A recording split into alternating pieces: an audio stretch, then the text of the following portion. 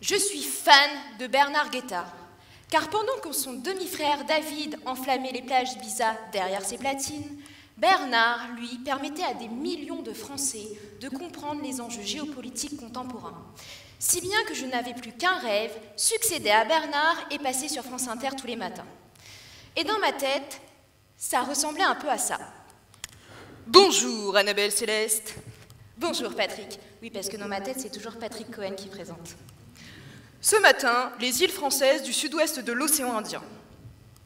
Dans cette région, la France possède plus d'1 million de kilomètres carrés de territoire maritime grâce aux îles habitées de La Réunion et de Mayotte et aux îles éparses qui ne sont, elles, habitées que par des militaires, des oiseaux et des tortues marines. À l'exception de La Réunion, la souveraineté de ces îles, c'est-à-dire leur appartenance à la France, est contestée par les autres pays de la zone, à savoir les Comores, Madagascar et Maurice. Et pourquoi la France est-elle contestée, Annabelle, en particulier dans les éparses ? Eh bien, Patrick, ce n'est pas tant ces petites îles inhabitées qui intéressent les États, mais leur énorme territoire marin. Leurs eaux sont riches en poissons et leur sous-sol refermerait du gaz et du pétrole. Qui possède ces îles possède le droit souverain d'exploration et d'exploitation de ces ressources.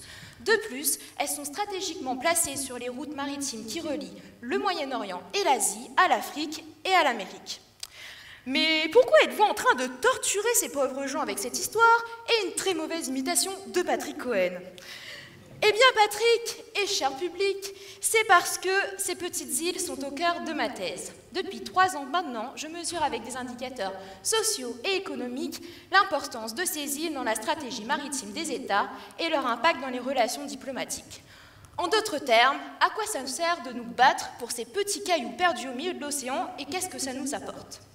Mon but est de créer un modèle qui permet de trouver le juste milieu entre bagarre et coopération pour la France et ses voisins dans des domaines comme l'économie, l'écologie ou la sécurité. Pour cela, je lis des livres, je lis la presse, je lis des accords de pêche, je lis des accords de libre-échange, bref, des papiers qui peuvent vous paraître un peu barbants mais qui me passionnent. Je discute aussi avec des personnes qui fabriquent ces stratégies maritimes et qui sont porteuses d'un savoir qu'on ne trouve pas dans les livres. Aujourd'hui, 80% du commerce mondial voyage par la mer. Les routes maritimes ne sont pas si différentes que les routes terrestres. Si un pirate avec un gilet fluo attaque votre bateau, vous pouvez dire au revoir à vos chocolats de Pâques. Et pour conclure, Annabelle ? Eh bien, Patrick et cher public, je ne vous dirai qu'une chose. N'oubliez pas qu'aujourd'hui, plus qu'hier, qui tient la mer, tient le monde.